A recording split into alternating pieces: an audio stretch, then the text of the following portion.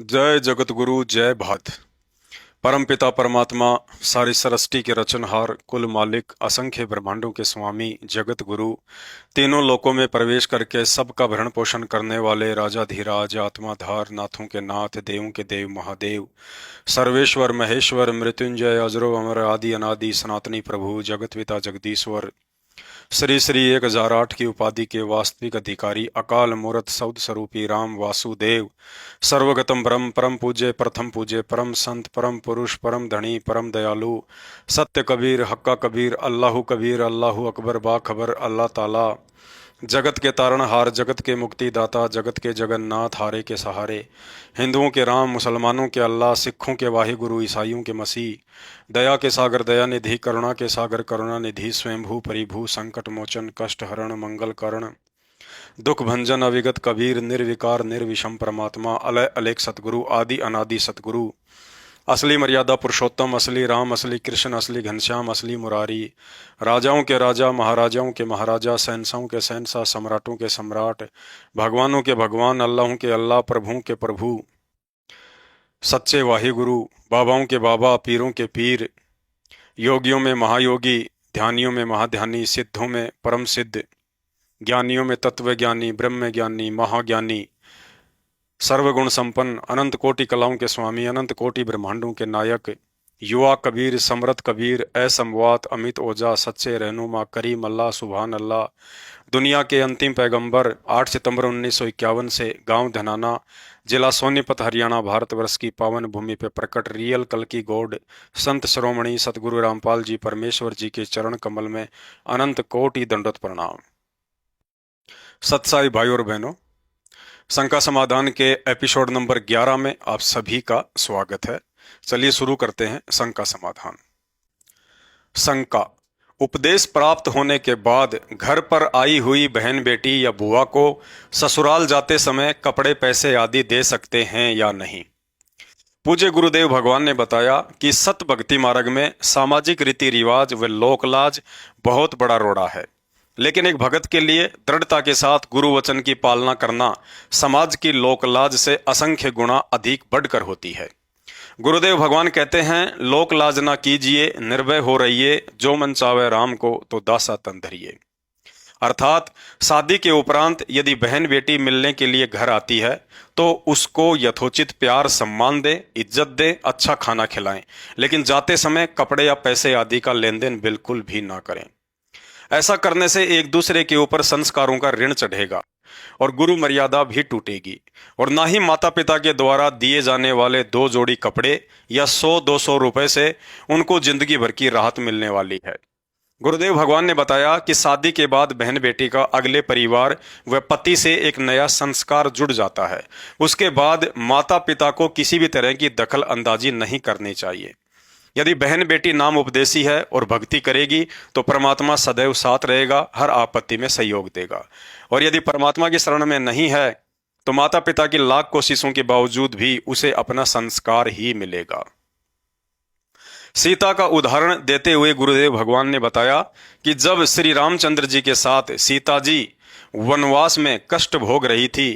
तो राजा जनक चाहते तो वनवास काल में अपनी पुत्री के लिए सारी सुविधा उपलब्ध करवा सकते थे, लेकिन राजा जनक ज्ञानी पुरुष थे। उन्हें इस बात का पता था कि बाप और बेटी सबके अलग अलग संस्कार है। विधाता ने जिसके प्रारब्ध में जो लिख दिया उसे सच्चे सतगुरु की शरण में आए बिना ना माता पिता बदल सकते हैं और ना ही सास ससुर। इसलिए महलों में रहने वाली अपनी पुत्री सीता को जंगल में कष्ट उठाते हुए देखकर भी राजा जनक ने ना ही तो 14 वर्ष तक एक जोड़ी कपड़ा देकर सहायता की और ना ही धन दौलत। अतः भगत को चाहिए कि बहन बेटी के द्वारा जब तक आपसे उधार मदद की प्रार्थना ना की जाए तब तक उसके साथ फालतू का लेन देन करके माता पिता को अपना संस्कार नहीं बढ़ाना चाहिए।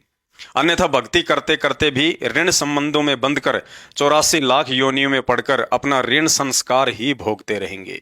कभी बेटी बैल बनेगी तो बाप किसान, और बाप से लिया हुआ वह सारा ऋण खेत में सारा सारा दिन धूप में काम करके चुकाती रहेगी।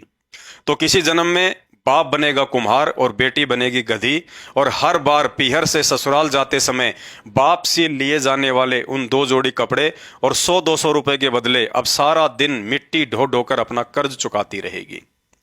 गुरुदेव भगवान कहते हैं, एक लेवा एक देवा दूतम, कोई किसी का पिता नहीं पूतम, ऋण संबंध जुड़ा सब ठाठा, अंत समय सब बारा बाटा। अर्थात पूर्व जन्मों के इन्हीं ऋण संबंधों के चलते आज हम एक दूसरे के रिश्तेदार बन बैठे हैं।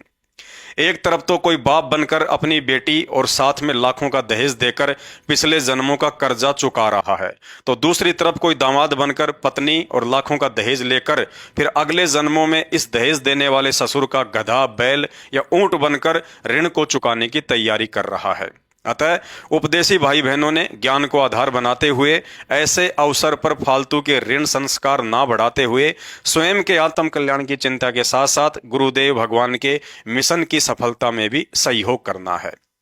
नंबर 1, यदि भगत की बहन, बेटी या बुआ नाम उपदेशी है या अनुपदेशी है और मिलने के लिए कभी कभार घर पर आती है, तो विदा करते समय आपने भूल कर भी कपड़े या पैसे आदि का लेन देन नहीं करना है। यदि साथ में उस बहन, बेटी या बुआ का पति या ससुर है, तो विदाई के समय व्यर्थ के परंपरागत रीति रिवाजों के तहत जुहारी करना, पैसे देना या तिलक आदि करना कुछ भी नहीं करना है। सामान्य तरीके से खुशी खुशी हाथ जोड़कर ही विदा करना है,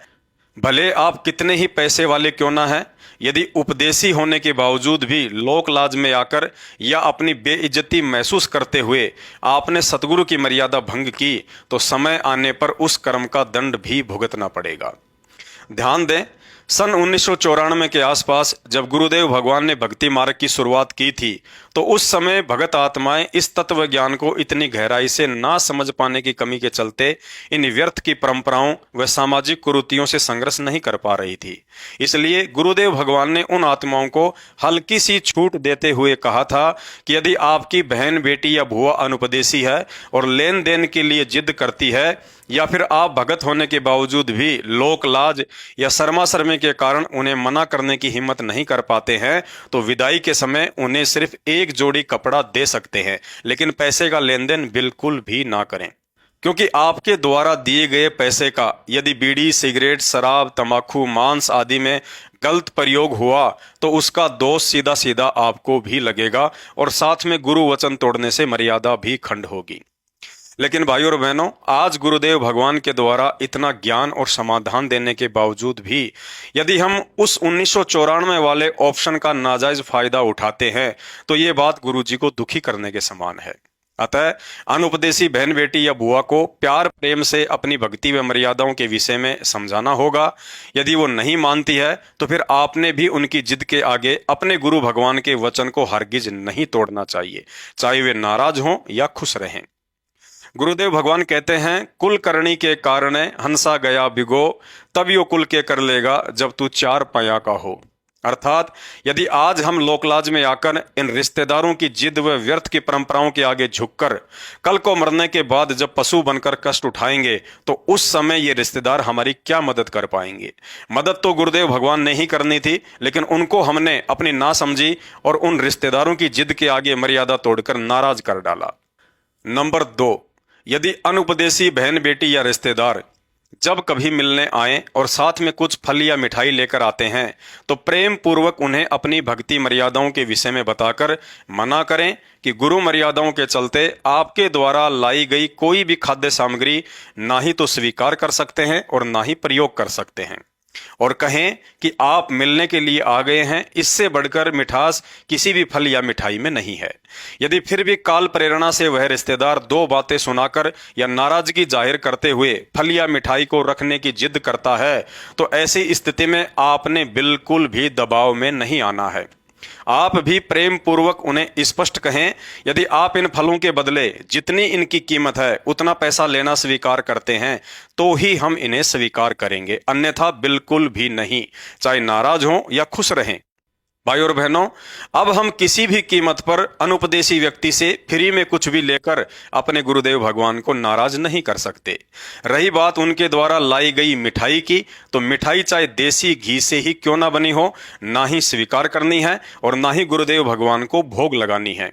यदि वह रिश्तेदार मिठाइयों के बदले पैसा लेना भी स्वीकार करे तो भी मिठाइयां हमने कतई स्वीकार नहीं करनी है, क्योंकि साध संगति से जुड़े हुए भाई बहन बाहर की मिठाई बिल्कुल भी प्रयोग नहीं करते हैं। कभी इच्छा हुई तो घर पर बनाकर गुरुदेव भगवान को भोग लगाकर ही ग्रहण करते हैं।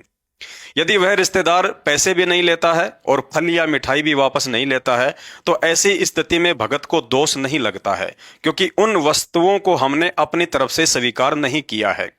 तथा उन फल या मिठाइयों को घर के पशु पक्षियों को ना खिलाकर बाहर घूम रहे अन्य पशु पक्षियों को खिला सकते हैं।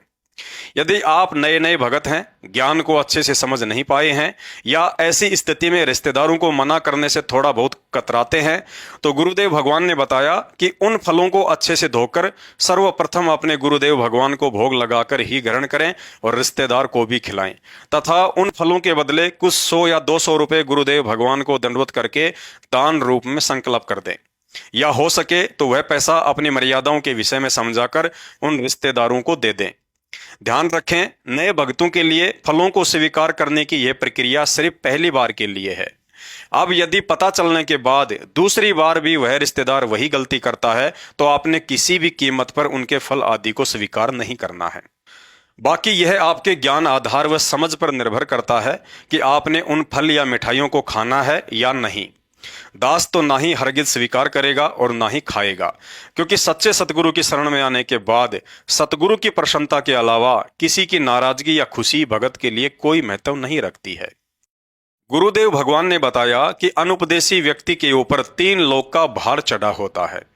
वह चाहे कितनी ही ईमानदारी या नेक नीति से काम धंधा क्यों ना करता हो, चाहे नशा या मांस का सेवन भी ना करता हो, परंतु पूर्ण सतगुरु की शरण में आकर यदि सच्चे नाम का जाप नहीं करता है तो वह व्यक्ति परमात्मा का अपराधी है। अतः हमने किसी भी सूरत में भावनाओं में बहकर दबाव या लोकलाज में आकर मर्यादा खंडित नहीं करनी है।